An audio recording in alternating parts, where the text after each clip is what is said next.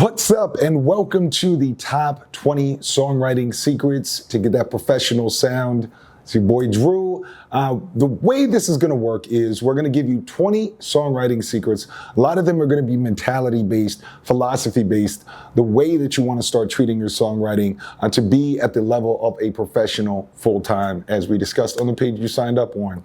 All of these mantras and mottos are going to be exactly how industry-level, professional, full-time artists think. Some of these are going to be shocking. Some of these might be expected. But overall, all of these are really how it works for somebody who's doing this stuff full-time, going on world tours, recording with multi-platinum artists, all the things that I've had the pleasure to do over the last 5 years and even longer. So this is going to be sort of a grab bag format for this, all right? Like, we're just going to run through. There's no particular order to it. You don't need to think that number 1 means it's the number 1 most important or number 20 is the least important of the list. It's just sort of boom, boom, boom, boom, boom.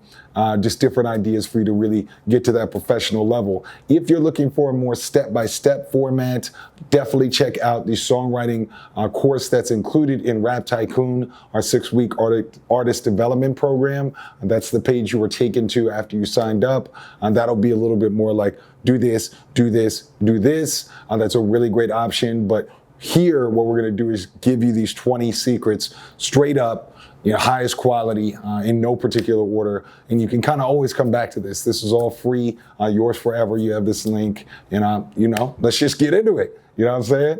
We got a lot to cover. All right, so number 1 is see songwriting as a habit and not as an event. See songwriting as a habit, not as an event. All right, this is a big thing. Part of the reason that a lot of beginning songwriters or amateur songwriters struggle with writer's block is they treat it more like, okay, now I'm sitting down to write a song and it's got to be good. It's got to mean something to me. I've got to feel like it means something to the audience. I've got to go through 6 different emotional waves before I'm ready to write that song or happy with that song. And so they usually get sort of wrapped up in their own mind and insecurities and ego by treating it like it's a big event rather than a habit, rather than a lifestyle. And we'll cover that more in other secrets here. But one of the main things you need to do is first understand that this is a lifestyle. This is a habit. This is something you will do consistently, even when you're old and gray. That's how the professionals do it. That's how I do it. I make songs to this day just for pleasure, right? And so we'll cover this a little bit more in the later secrets. But first thing I really want you to understand is part of your life now, if you're trying to be professional, is you're a person that writes songs, all right? Number 2, you can write a song with anybody, all right? You can write a song with anybody.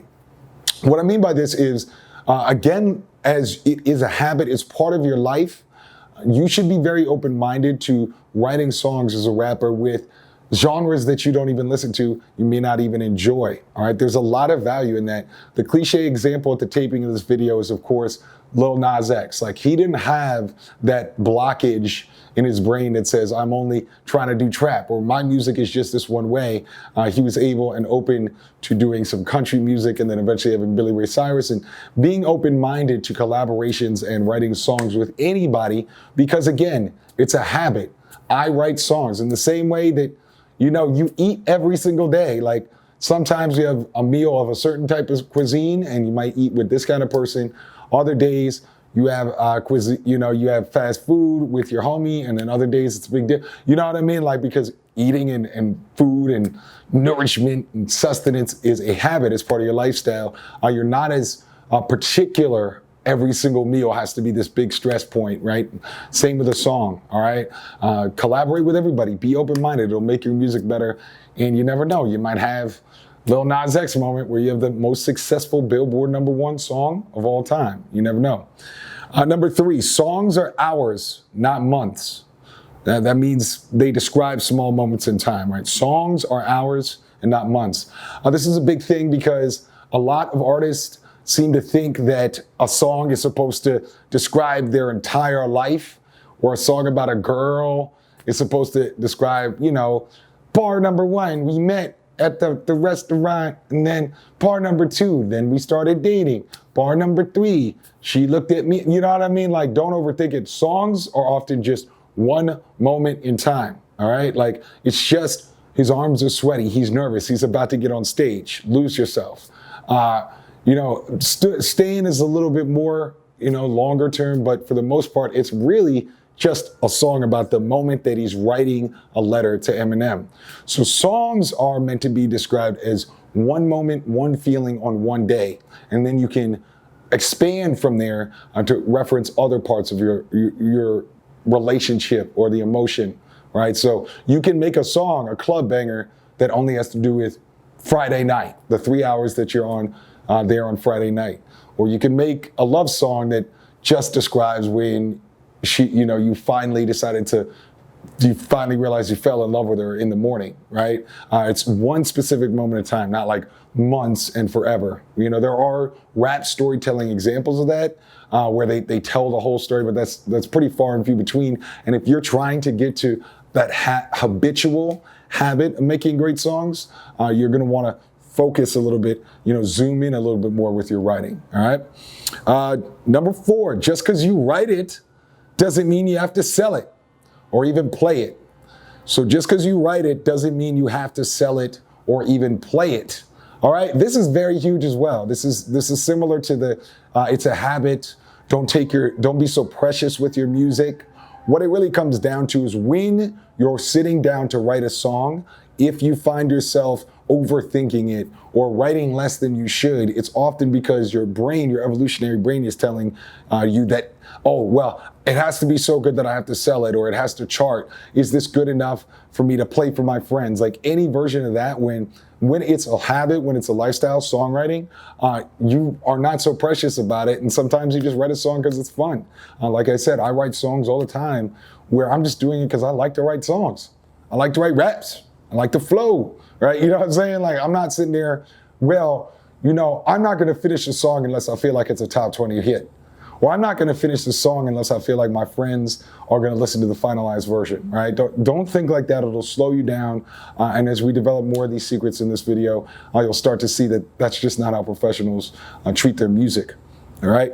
Number 5, write a bad song first. Write a bad song first, all right? This is, again, for all you writer's block issue rappers out there and artists, all right? It's totally fine to write a bad song, right? Again, you don't have to sell it or play it even. So if you find yourself in the writer's block realm and you're struggling to finish songs, just go ahead and finish a bad song. That's fine. Just delete it right after. I do it all the time. I delete bad songs all the time. Even videos that we shoot, sometimes I've hired writers to write entire articles for how to rap that I ended up never using and paying for. Like, I paid money for something I never used because I was like, I don't know if this is the angle we want to take and things like that. So don't stress about if you're not going to write a perfect song every time. Like, and if you think you are, you're in for a rude awakening, my friend. Number 6, songs are like fishing. Wait by the river for a good one. Songs are like fishing. Wait by the river for a good one. This is from Neil Young, who is a guitar rock singer, very heralded, but just not like a rap person. But I really like that imagery because, again, if you're starting to see patterns here, even at number 6, where a professional, a lifelong songwriter, somebody who has a healthy relationship with themselves as a writer of music, is not thinking, every single song is the deciding factor of my career. It's much more humble. Like, I'm going to sit here and write these songs, and I trust that the more I do it and the more I build that habit, some bomb ones are going to come out. And that's where the fishing analogy comes from. You can fish for 3, 4, or 5 hours just to get that big, massive trout that you put on your wall. You know what I'm saying? I don't really know much about fishing, but I assume there's the image of some old man there forever, and you're going out the boat in the middle of the water. You know what I'm saying? But the main idea here is that, you might hear the beat, and it may take you a little time to figure out different chorus ideas or different flow ideas, but just wait there and wait for it and keep experimenting. Be an experimenter. That's a huge part of being a songwriter. And eventually that huge, massive salmon that you're going to, eat on is going to come through. Number 7, the day you write your best song, you probably won't know it. The day you write your best song, you probably won't know it. Oh, this is a big one. This is huge. What I mean by this is the best songs that you usually write, and I can say this from personal experience and also famous artists talking about it, often it just sort of falls out of your brain without much thought or stress. There's this stereotypical vision, I guess, in music education or online or YouTube education that, you're supposed to painstakingly write the perfect song and overthink it and stuff. That's not true. Most of the best songs of almost any genre are famously written just pretty much like that, all right? And you don't even know necessarily that it's considered your favorite song or that people are really gonna enjoy it. You're just writing and it just comes out. Eminem's My Name Is, for example, was written in a 3-song session the day that Eminem and Dre met each other. Like, I don't know, there's not on record whether they knew it was gonna be a single, but certainly it wasn't when they were making it. They weren't sitting there like, this is gonna catapult Eminem to be considered one of the GOAT rappers ever, greatest rappers ever. They were just making songs quick. They made 2 other songs that day, and we don't even know what those songs were, right? But it's just a batch of songs. John Lennon of the Beatles wrote a song called Across the Universe for the Beatles, considered one of the greatest songs of all time. And he said he woke up from a nap and just pretty much wrote it. You know what I'm saying? And he didn't think it was necessarily gonna be considered such an iconic song that literally they have Beatles movies about the Beatles called Across the Universe, right? So you're not necessarily gonna know it's the greatest song ever. And if you did, it would probably be too much pressure as a songwriter and you'd end up not even finishing the song, right? You know what I'm saying? Like, so sometimes that's a blessing in disguise. Number 8, you will be expected to write songs quickly. All right, that's a big one as well. You need to understand that, look, most times when you're collaborating with Metro Boomin, Kanye West, Pharrell, whoever your vision of the perfect producer for you to write with is, it's going to be in a studio when you happen to be in the same city, maybe on the same tour, or maybe you just happen to be in Atlanta because he's doing a show and you're doing an event for a basketball game, and y'all just hit each other up and you got 3 hours to work together, and it's the only time that any of y'all can spare for the next 6 months, right? So you're gonna have to be able to write whatever you got in your stash with that 3 hours if you want that Pharrell collaboration, if you want that Kanye collaboration, all right? So the idea that you're just gonna be able to sit around and pontificate, like, no, you have to be able to write songs quickly if you want to take advantages of the opportunities you have. Many producers and artists, like What a Time to Be Alive, right, by Drake and Future. Drake had 6 days that he was just chilling in Atlanta. He came by to see Future, and Future was just knocking out so many songs. Drake was inspired, and he said, I could afford 6 days on my schedule, so we just knocked it out. And that's considered one of the better collaborative albums / mixtapes, whatever they call it, of the last decade. Whether or not you like those artists or not, don't think about that. Like, I'm not talking about your opinion of them. I'm just explaining how high level, number 1 level artists, how quickly they can write to help their career. No matter how you cut it, that project helped both of their careers. So if you want to help your career and your songwriting abilities, you need to sit there and be ready that if you just have 2 hours to make a song with Logic and that's the only time you have, you better be able to make a dope song in 2 hours. And so that's why all of these secrets are so pushing you so hard on, make it a habit, make it easy to do, don't overthink it, etc. Number 9, writer's block is not something serious songwriters talk about. Very true. Writer's block is not something serious songwriters talk about. Oh, this is rough. This is gonna be rough. This is gonna hurt, right?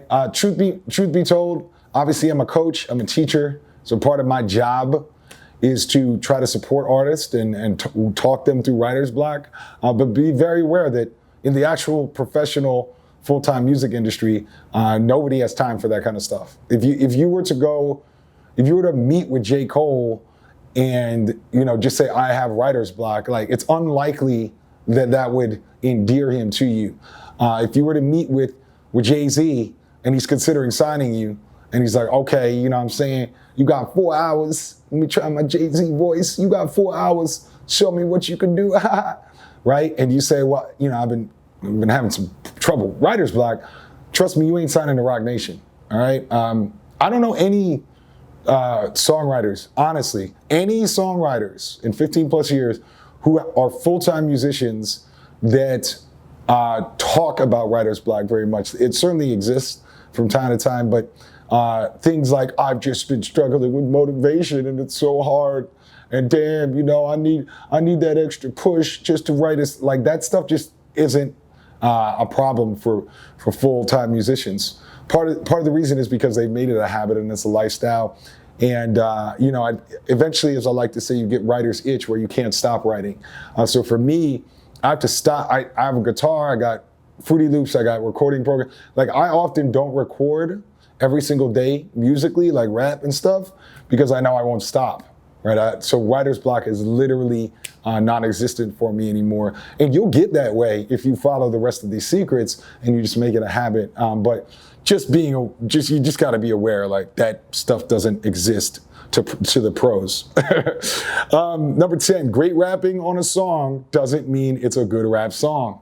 Whoa, that's huge. Again, we're talking about songwriting here. We're talking about chorus construction, placement of the bridge, choices and flow, where you're putting each section, intros, outros. Just because you can rappity rap, doesn't mean that you're a good songwriter. And you should separate those two skills into two different parts of your brain. Of course, you want to be a great rapper. We have tons of videos on that. But like, being a good songwriter is a completely different skill. Again, if you're interested in how to choose the best bridge and how long should a chorus be, and some more specifics about, like, how do I find where the bridge is and stuff like that, that is included in our 4-hour masterclass in the Rap Tycoon program, which, check your inbox. And of course, that was on the page, so you should sign up if you want more info on that. But the main idea is, do not fool yourself to think that just because you got an ill flow and people say you're nice with it, you're nice on the mic, that means you're a good songwriter. And you have to develop that songwriting skill and get that muscle down. Number 11, choruses are the only part your fans usually remember.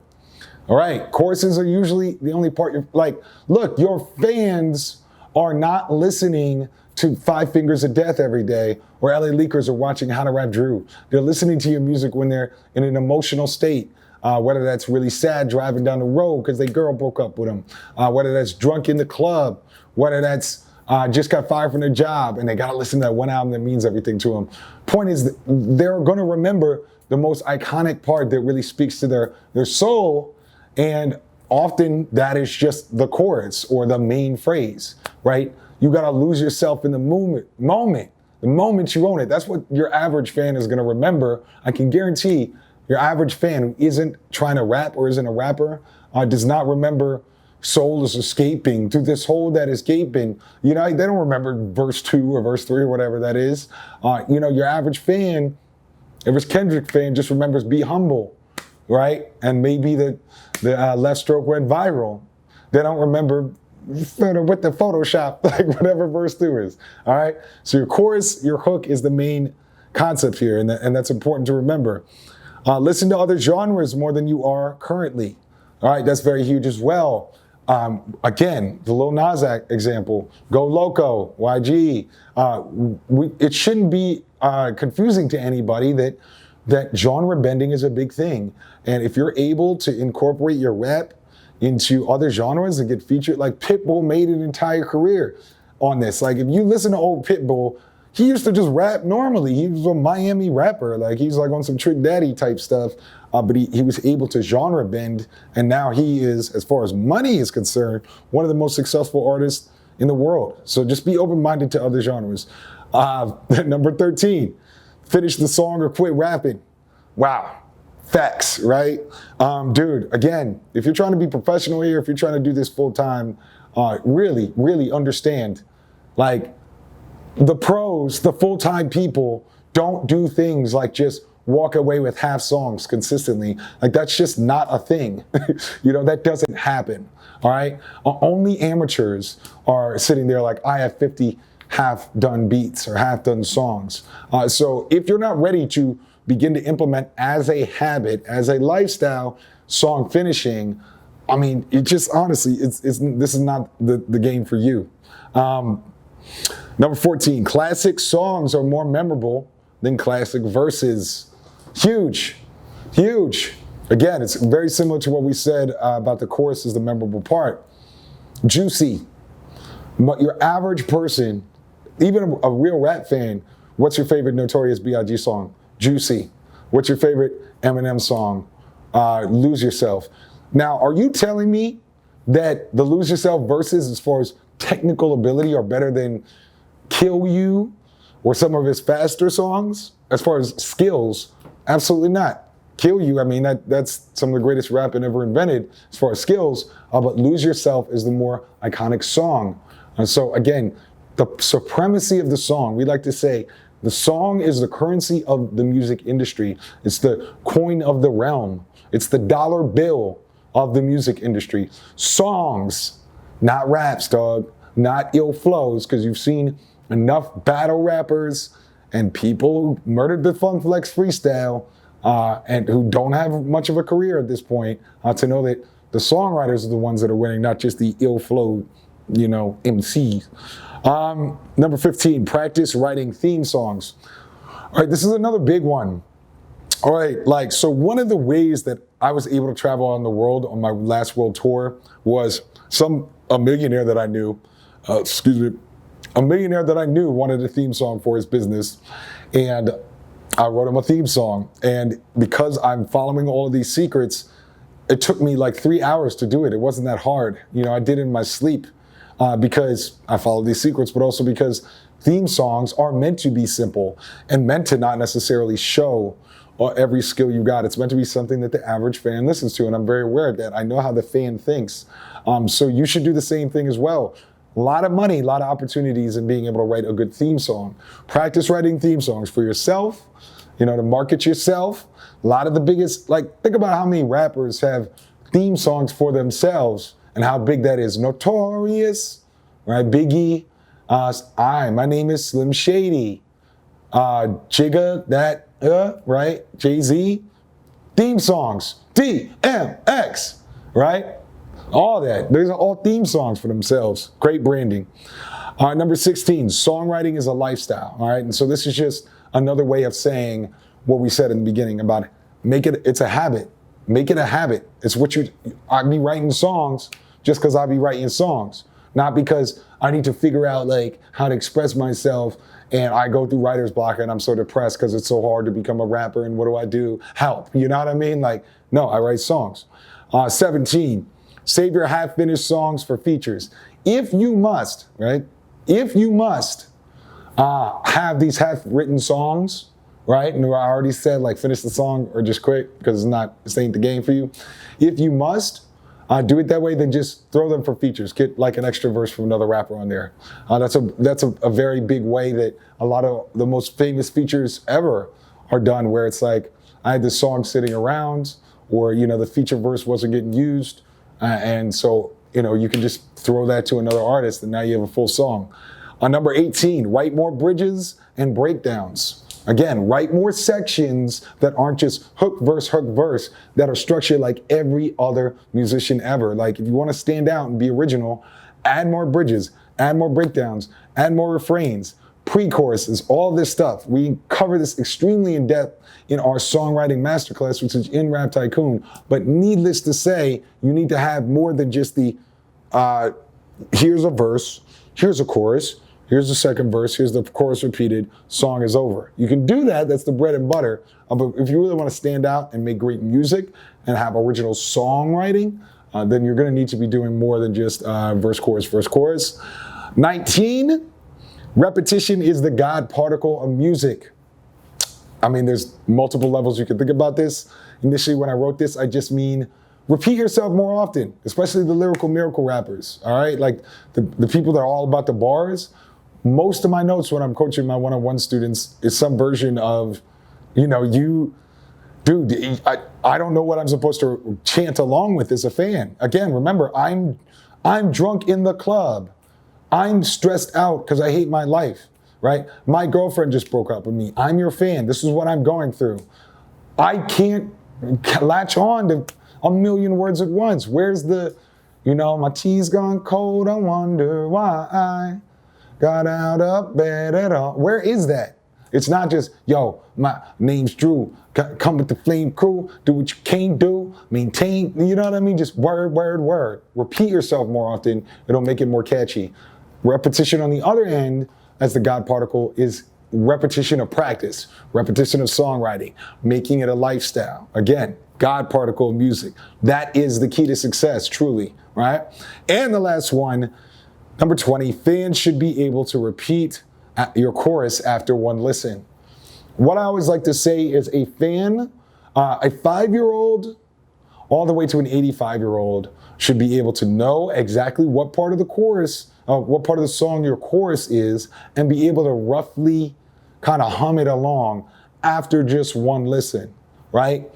Like, if I play somebody who's never heard, hi, my name is what? My name is who? Like, they'll be able to repeat it. If I play somebody, I go 0 to 100 real quick. Like, even if they don't listen to rap, and I just play that song once through, and I'm like, okay, can you tell me what you think the chorus was or the part that you might want to sing along to?